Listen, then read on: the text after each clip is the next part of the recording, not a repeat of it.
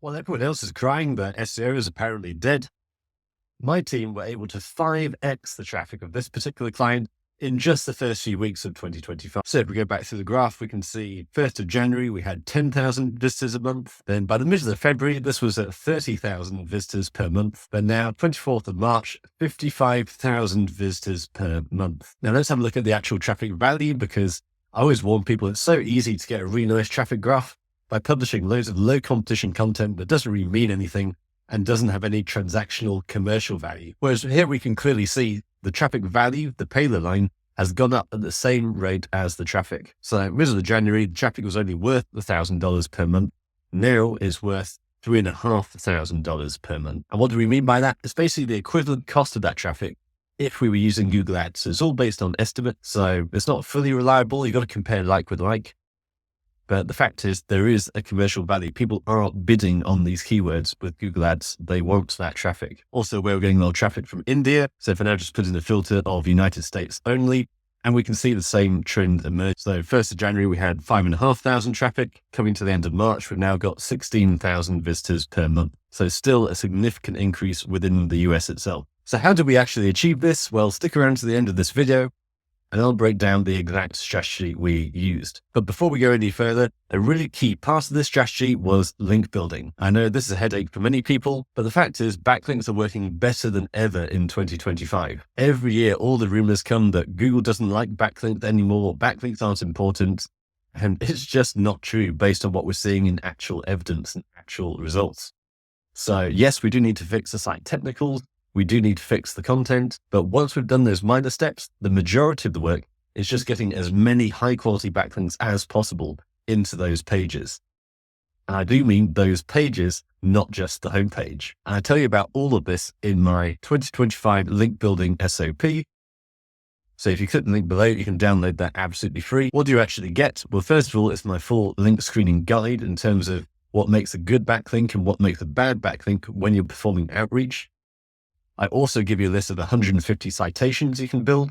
So those are basically local business directories where you can sign up and give yourself a link right now. They're not very powerful, but when you do 150 of them at once, very cheaply, there is some power there. And then we have the ultimate press release guide 2025, including my favorite sources of high quality press releases, which basically allow you to take your contextually relevant guest post, your announcement that's all about your product, your service, and get it distributed to 400 websites. All with backlinks back to your site that are contextually relevant. So all of that is there for free, just fill in the form below. But back to this case study, how do we actually do it?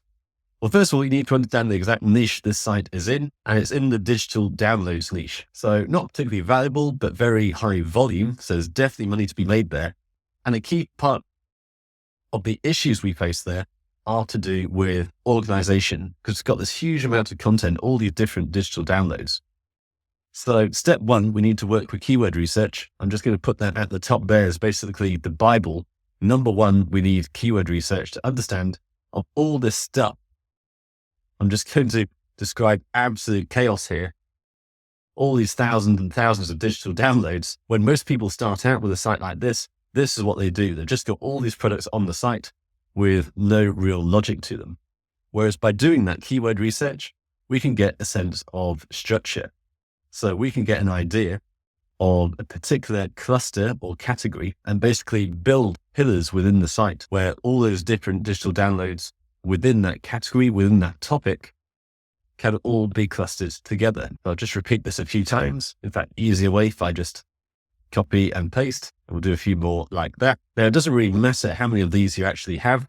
The point is you want everything to be reachable from the homepage, not just for human experience, but also for Google to really understand what a site is actually about. So rather than this mess of all these unrelated downloads all clustered together, you want to organize them into relevant categories. And we specifically mean semantic categories where the machine can actually understand how different words tie together. So that's step one from a technicals perspective. You can achieve that with URL structures. You can achieve that with filters on the site, but generally you want to make it really clear for Google. And I have seen examples of e-com sites where people will have this kind of mess, and then they'll basically just put in a list of filters on the site where you can just sort of tick off, I want the blue one, red one, price, size, etc. And from a user experience perspective, that can try and tidy up what they're seeing on the front end, but actually Google isn't able to access that. The URL isn't really changing, and Google can't crawl and index all these different variations.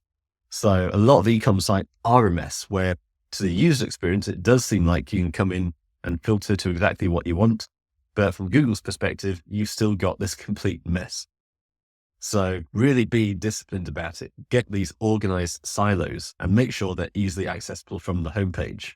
And with that, that gives you other opportunities, because rather than these sort of dynamic pages you're creating every time, you're basically ending up with solid static pages with a collection of products underneath them. Now, what that allows you to do, if we just take one of these and just take one of these collections pages, the chances are you're going to have products here. Let me just speed this along a bit. So you've got your page of products.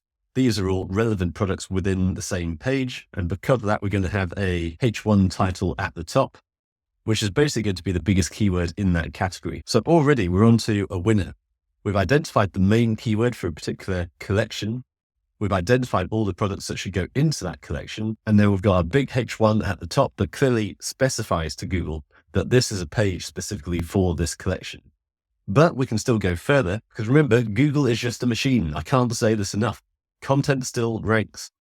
Now, even though we are heading towards a day where it seems like long form content is on its way out, lots of case studies now are showing that smaller, simpler pages with less content are performing better than 3 years ago, when you used to try and write the longest page you could, 5,000 words, 6,000 words, to try and have the longest, most comprehensive page on the internet.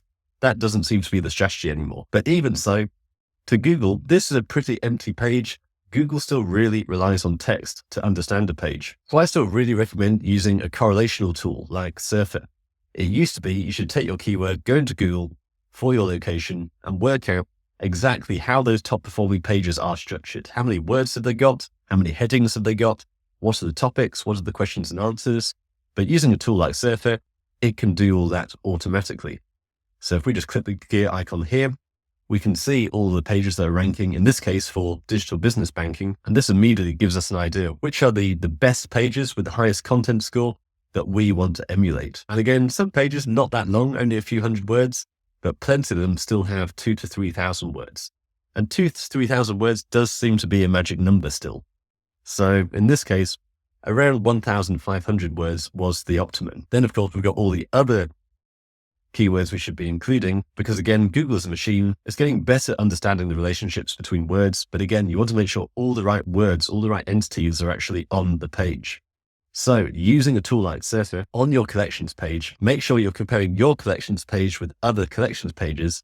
But typically you'll probably find your competitors all have a lot of content on their collections pages still. So for that reason, I generally tend to recommend having a bit of a summary at the top, but not too much, because we don't want to destroy the user experience. But then underneath, then we have long form content where you go into great depth about everything there is to know about this particular product collection. So if we look at this example, you can then go to outline, and Circle will actually scrape the people also asked snippet to include all the other questions and answers you should be including on the actual page. So this is pretty much your on-page sorted. Just make sure you're using something like Google's PageSpeed Insights to make sure it still loads fast. The chances are, if you're using a very visual website builder, then quite often they can really slow down your page load time. And that can be a major reason your site doesn't rank, even if you've done all of these steps. But already we're on to a winner.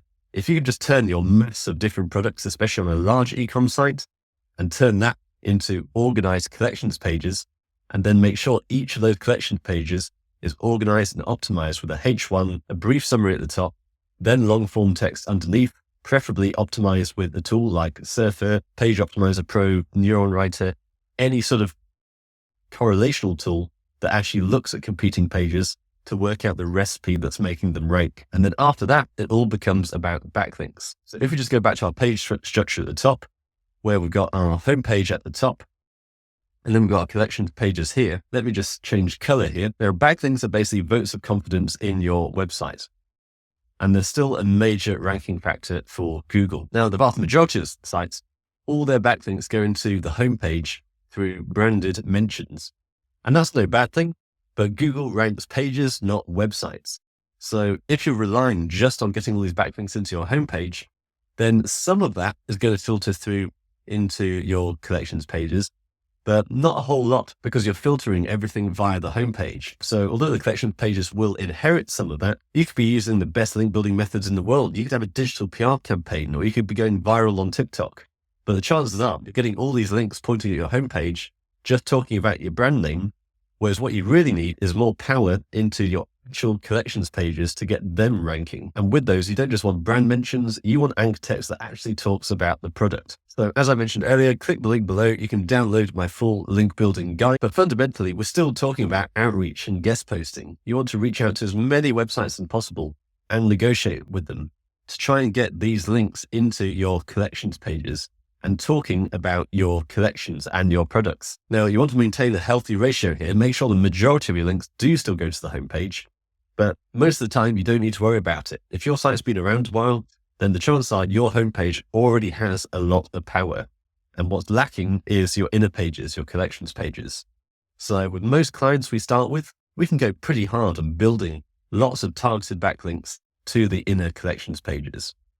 And you want to rinse and repeat. What I always recommend is try and find the winners. So with a normal client, we'll typically agree on 3 to 4 collections pages to build links to. And you might find that one just doesn't really perform.